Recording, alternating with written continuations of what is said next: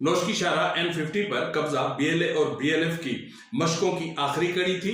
क्या अगला हदफ क्वेटा हो सकता है? बलूचिस्तान में रिट ऑफ स्टेट कमजोर पड़ गई है। 72 घंटों में रियासती इदारों पर होने वाले हमलों ने खतरे की घंटियां बजा दी हैं। अब रियासत और शिद्दत पसंद आमने सामने आने के लिए तैयार हो चुके हैं। इसके अलावा डॉक्टर महरंग बलोच और BYC की असीर क़यादत को मजीद 3 माह के लिए जेल में रखने का फैसला कर लिया गया है।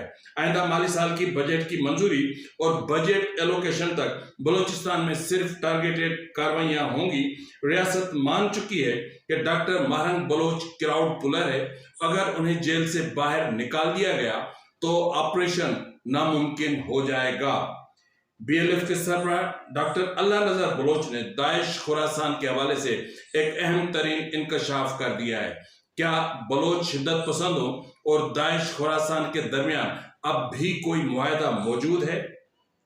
BLA और BLF ने शिद्दत पसंदों यानी मिलिटेंट्स की भर्ती के हवाले से सोशल मीडिया पर एक मुहिम शुरू कर दी है। लेकिन अफसोस की बात यहाँ पर यह है कि इस मुहिम के लिए जो अकाउंट्स इस्तेमाल हुए हैं उनका ताल्लुक इंडिया से है। अमन फोर्स और डेथ स्क्वाड के जरिए कत्ल जैसे संगीन जराइम को भी क्या रेगुलेट कर दिया गया है? क्या अमन फोर्स और डेथ स्क्वाड को अब स्मगलिंग, भत्ताखोरी समेत तमाम जराइम का लाइसेंस मिल चुका है? बिस्मिल्लाहिर्रहमानिर्रहीम। अस्सलाम वालेकुम नाज़रीन, ये फरवाज NB न्यूज़, मैं हूं आपका मेजबान नवाज भुट्टो। अभी तक अगर आपने मेरे चैनल को सब्सक्राइब नहीं किया तो कर लें, बेल आइकन भी प्रेस कर लें और कमेंट बॉक्स में आप अपनी आरा से जरूर आगाह किया करें। आपसे छोटी सी गुजारिश है कि मेरे प्रोग्राम्स को या व्लॉग्स को ज्यादा से ज्यादा शेयर करने की कोशिश भी किया करें ताकि मेरी रीच बढ़ सके। नाज़रीन, इब्तिदाई में मैंने आपकी खिदमत में आज किया था कि इस वक्त जो बलूचिस्तान है उसमें एक नई फोर्सेस आ गई हैं, यानी जिनको नाम दिया जा रहा है, एक को नाम दिया जा रहा है अमन फोर्स का और दूसरी को नाम दिया जा रहा है डेथ स्क्वाड का। अब ये जो दोनों इदारे या दोनों एक गैर सरकारी तौर पर ये चीजें मौजूद हैं, लेकिन असली तौर पर देखा जाए तो इनको मुकम्मल तौर पर सरकारी पुष्टपनाही हासिल है। अब अगर ये सरकारी पुष्टपनाही को देखते हैं तो फिर हमें थोड़ा सा माजी में भी जाना पड़ेगा। इस वक्त आपको पता है कि बलूचिस्तान में जो जितने भी सरदार होते हैं सबके पास अपनी एक मलेशिया फोर्स होती है, लेकिन इस वक्त बाज़ाब्ता तौर पर डेथ स्क्वाड को एक रियासती सरपरस्ती हासिल होना और फिर अमन फोर्स को हुकूमती सरपरस्ती हासिल होना कुछ अच्छे इशारे नहीं है। डेथ स्क्वाड और अमन फोर्स का कयाम यूं इस तरह है कि जैसे जराइम पेशा और बेरहम कातलों के जत्थे हों। हर कत्ल पर इन्हें पैसे दिए जाते हैं। पाकिस्तान पीपुल्स पार्टी की ये खूबी है कि अपनी हुकूमत में वो क्रिमिनल्स को और किलर्स को भी अकोमोडेट करती है। 2008 में लयारी गैंग वार के दौरान जरदारी और उस वक्त के वजीर दाखिला जुल्फिकार मिर्जा ने लयारी में पीपुल्स अमन कमेटी कायम की थी। लेकिन अफसोस की बात यह है कि उस अमन कमेटी की सरबराही दे दी गई थी रहमान डकैत को, और रहमान डकैत को टास्क दिया गया था कि वो लयारी में पाकिस्तान पीपुल्स पार्टी के वोट बैंक का तहफ्फुज करे। उसके बदले उसको मकामी ताजरों से भत्ता वसूली और ड्रग्स की स्मगलिंग, असले की गैर कानूनी कारोबार की छूट दे दी गई थी। मतलब जुल्फिकार मिर्जा और आसिफ जरदारी ने लयारी में क्राइम को रेगुलेट किया। 2009 में रहमान डकैत को पुलिस मुकाबले में मरवा दिया गया और फिर पीपुल्स अमन कमेटी की सरबराही रहमान डकैत के फर्स्ट कजन उजैर बलोच के सुपर्द की गई थी। चूंकि उस वक्त जुल्फिकार मिर्जा सूबाई वजीर दाखिला थे, इसलिए लयारी में जो कुछ हो रहा था उसकी निगरानी जुल्फिकार मिर्जा कर रहे थे। लेकिन उस वक्त मामला सामने आए जब जुल्फिकार मिर्जा पर इल्जाम आयद किया कि उन्होंने लयारी में जो पीपुल्स अमन कमेटी बनाई थी उनको 3 लाख असलहे के लाइसेंस जारी किए हैं। ये लाइसेंस जो उस वक्त की डिस्ट्रिक्ट एडमिनिस्ट्रेशन थी उसकी तवसुत से जारी किए गए थे।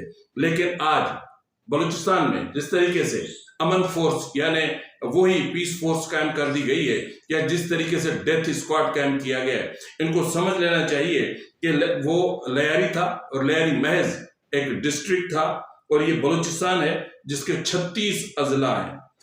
लियारी की जो टोटल आबादी है वो 9,49,878 है और बलूचिस्तान की आबादी 2 करोड़ से ऊपर है। लियारी 6,000 स्क्वायर किलोमीटर पर फैला हुआ है और बलूचिस्तान 3,47,190 स्क्वायर किलोमीटर पर फैला हुआ है, यानी पाकिस्तान का सबसे बड़ा सूबा है। तो इसलिए डेथ स्क्वाड और अमन कमेटी जैसी जो चीजें हैं, इस तरह के जो तजर्बे हैं बलूचिस्तान के लिए जहर कातिल साबित हो रहे हैं। यानी अब डेथ स्क्वाड को और जो अमन फोर्स है उनको इजाजत दे दी गई है कि वो जिसको जब जहां चाहे कत्ल कर दें। इनको इजाजत दे दी गई है कि आप वो स्मगलिंग भी कर सकते हैं, इनको इजाजत दे दी गई है कि आप वो भत्ता भी वसूल कर सकते हैं, इनको इजाजत दे दी गई है कि ये सरहद पार भी बहुत बड़े बड़े जराइम कर सकते हैं, इनको इजाजत मिल गई है कि समंदर के रास्ते से भी ये स्मगलिंग और असले की तरसील कर सकते हैं। तो बहरहाल डेथ स्क्वाड और अमन फोर्स यूं समझ लें कि कातिलों का एक जत्था है और उनका निशाना मासूम बलोच है। जिस तरह मैंने आपसे बात की थी कि नोशकी के हवाले से, लेकिन इस वक्त हम बात कर लेते हैं बलूचिस्तान में रिट ऑफ स्टेट कमजोर पड़ती जा रही है। इस वक्त अगर देखा जाए तो रियासत डिफेंसिव मूड पर चली गई है। जी नाज़रीन, बलूचिस्तान में रियासत इस वक्त डिफेंसिव मूड पर दिखाई दे रही है। हर तरफ खतरे की घंटियां बज चुकी हैं। जिस तरह गुज़िश्ता रोज जो कुछ हुआ नोशकी N40 पर, शारा N40 पर, यानी 4 घंटे तक एक पूरी शारा BLA के कंट्रोल में रही और वहां पर जो है वो आने जाने वाली गाड़ियों की तलाशियां ली गई, उनके कागजात चेक किए गए और इसके अलावा इसकी तस्दीक AC नोशकी ने भी कर दी है। लेकिन अफसोस की बात यह है कि इन मिलिटेंट्स से लड़ने के लिए जो खारान से पुलिस रवानी हुई थी, रास्ते में उनकी गाड़ी का एक्सीडेंट हो गया और तमाम पुलिस एहलकार जख्मी हो गए। लेकिन BLA की तरफ से इस वक्त जो दावा किया जा रहा है वो ये है कि उन्होंने वहां पर मजमूई तौर पर 2 गाड़ियां नजरे आतिश की। उनका ये भी कहना है कि वहां पर लॉ एनफोर्समेंट एजेंसीज के साथ होने वाली झड़प के नतीजे में मजमूई तौर पर 8 जवानों को जाँ बहक किया और तकरीबन 3-4 जख्मी बताए जा रहे हैं। तो ये तो सिर्फ थी नोशकी के हवाले से। तो क्या नोशकी में जो सूरत हाल पैदा हुई है, क्या ये जो ऑपरेशन शेरोफ शुरू किया गया था दोयम, क्या ये उसकी मशकों की आखिरी कड़ी थी? क्या अगला हदफ क्वेटा हो सकता है?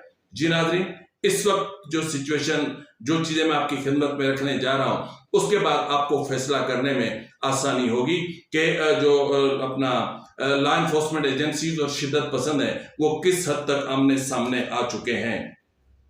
ये जिला केच है, इससे ये है बोलान में बीबी नानी एक मकाम है, वहां पर फोर्सेस की चौकी पर हमला किया गया और उसकी जिम्मेदारी BLF ने कबूल कर ली है।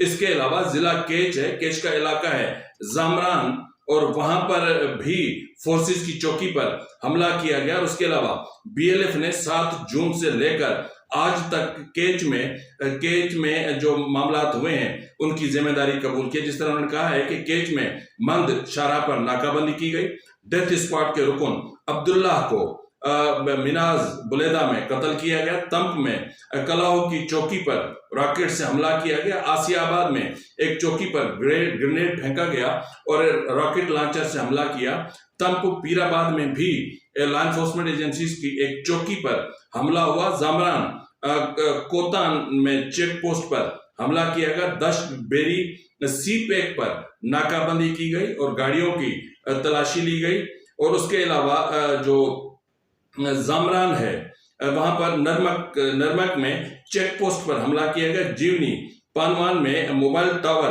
तबाह कर दिया गया। इन तमाम हमलों की जिम्मेदारी BLF ने कबूल की है। इसके अलावा तंप पंजगूर में 20 मुसल्लह शिद्दत पसंदों ने एक थाने पर हमला किया और वहां से पूरा जो असलाह था वो उठा कर ले गए। इसके अलावा बलूचिस्तान से मादनियात से भरी जो गाड़ियां थी जो पंजाब की तरफ जा रही थी उनको भी नजरे आतिश कर दिया गया है।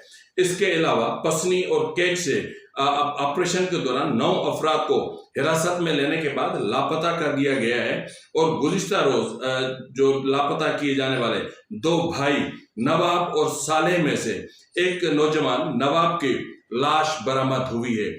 उस लाश पर खतरनाक किस्म के तशद्दुद के निशानात मौजूद है। इसके अलावा जुबैर अहमद वल्द अली को आवरान से, बिलाल बुगटी को गोठ जमाल बुगटी से, नईम बलोच को तुर्बत से गिरफ्तार करने के बाद या हिरासत में लिए जाने के बाद लापता कर दिया गया है। तो ये जो सीरीज है अटैक्स की रियासती इदारों पर, ये अटैक्स बता रहे हैं कि इस वक्त बलूचिस्तान में रियासत की रिट कमजोर पड़ती दिखाई दे रही है और अगर ये सिलसिले इसी तरह चलते रहे तो आगे चल के बहुत खतरनाक सूरत-ए-हाल भी पैदा हो सकती है। जिस तरह मैंने आपसे कहा कि बीएलए और बीएलएफ ने मिलिटेंट्स की भर्ती के हवाले से सोशल मीडिया मुहिम शुरू कर दी है। इस वक्त एक अकाउंट का स्क्रीनशॉट आपकी मंजर स्क्रीन पर होगा, आप देख सकते हैं कि इसके लिए जो अकाउंट इस्तेमाल किए गए हैं वो इंडियंस हैं।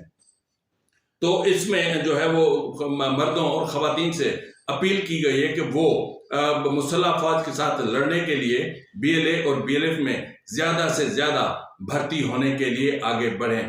तो बहरहाल इंडियन अकाउंट्स का इस्तेमाल किया जाना ये अपने आप में बहुत ही अफसोसनाक है। इसके अलावा जिस तरह मैंने आपसे बात की थी कि जो अपना बीएलएफ के सरबराह हैं डॉक्टर अल्लाह नज़र बलोच, उन्होंने दाइश खुरासान और जो बलूचिस्तान की शिद्दत पसंद ऑर्गेनाइजेशन से उनके हवाले से अहम तरीन इंकशाफ किया। उन्होंने एक स्टेटमेंट में कहा है कि दाइश खुरासान का बयानिया ISPR का स्क्रिप्टेड है। उनका कहना है कि कोई भी अपना कौमी तहरीकों के खिलाफ मजहब के नाम पर राय आमा हमवार करने की कोशिश की जा रही है। हमारी जदोजहद अपने ही लोगों की हिमायत से जारी है, किसी बैरूनी कुव्वत की मरहून मिन्नत नहीं है। तो डॉक्टर अल्लाह नवाज साहब, ये जो अपॉइंटमेंट्स के लिए आपने इंडियंस अकाउंट्स इस्तेमाल किए हैं उनके बारे में भी कभी थोड़ा सा जवाब दे दीजिएगा। बलोच कौम को तबाह करने और उसका तशख़्ख़ुस मिटाने की कोशिश की जा रही है। बलूचिस्तान में सिक्योरिटी पॉलिसी का कंट्रोल सिविलियन हुकूमत की बजाय बराह रास्त फौज के हाथ में है। सियासी अदम इस्तेकाम को दुआम दिया जा रहा है। डॉक्टर अल्लाह नज़र बलोच के अगर हम इस स्टेटमेंट को डिकोड करने की कोशिश करें तो इसे ऐसा लग रहा है कि दाइश खुरासान की तरफ से बलूचिस्तान की जो कौमपरस्त और जो शिद्दत पसंद ऑर्गेनाइजेशंस के खिलाफ ऐलान जंग किया गया था वो महज प्रोपेगेंडा का हिस्सा था। बुनियादी तौर पर इस वक्त भी बलोच शिद्दत पसंद ऑर्गेनाइजेशंस और जो अपना दाइश खुरासान है इनके दरमियान मुआहदा मौजूद है, क्योंकि ऐलान किए 2 हफ्ते गुजरने को आ गए लेकिन दाइश खुरासान की तरफ से इस वक्त तक बलूचिस्तान की किसी भी तंजीम के खिलाफ कोई भी न तो कार्रवाई की गई है ना ही कोई हमला किया गया है। इसके अलावा नाज़रीन, जिस तरह मैंने आपसे बात की थी डॉक्टर महरंग बलोच के हवाले से, तो उसके हवाले से अगर हम देखें तो सिचुएशन जो है वो थोड़ी सी अजीब नजर आती है। मेरे अहम तरीन ज़राए ने यह दावा किया है कि डॉक्टर महरंग बलोच और BYC की असीर क़यादत को मजीद 3 माह तक जेल में रखने का फैसला किया गया है।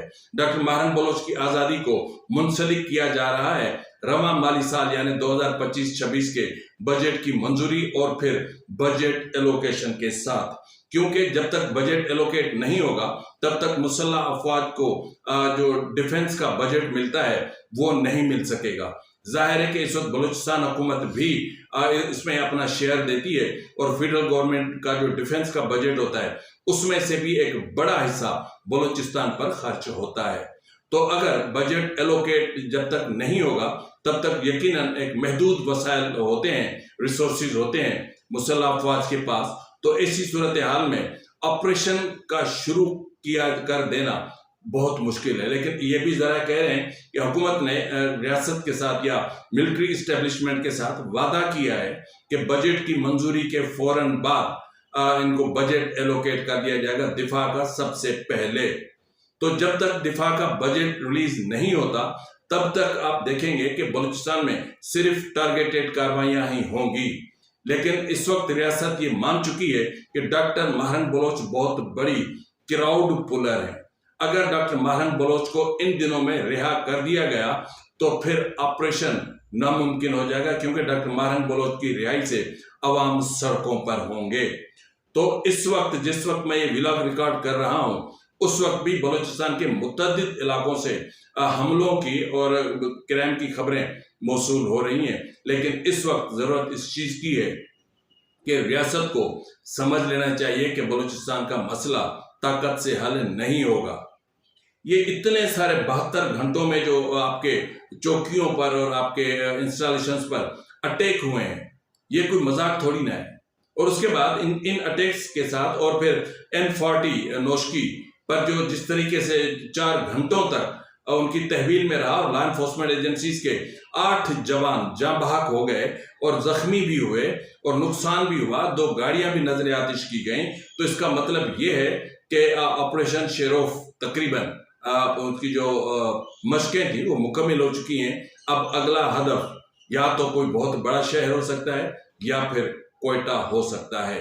तो इससे पहले कि ये मामला हों, आप मेरी ख्वाहिश है कि आप बलोच क़यादत को इंगेज कर लें, मुज़ाकरात का अमल शुरू कर लें, ताकि बलूचिस्तान में मुस्तकिल अमन के क़याम के हवाले से एक भरपूर किस्म की कोई एक यूँ समझ लें कि एक कदम उठाया जा सके और वो नतीजा उससे निकाला भी जा सके। फिलहाल के लिए इतना ही, मिलते हैं अगले प्रोग्राम में, तब तक इजाज़त दीजिए। फ़ी अमानिल्लाह।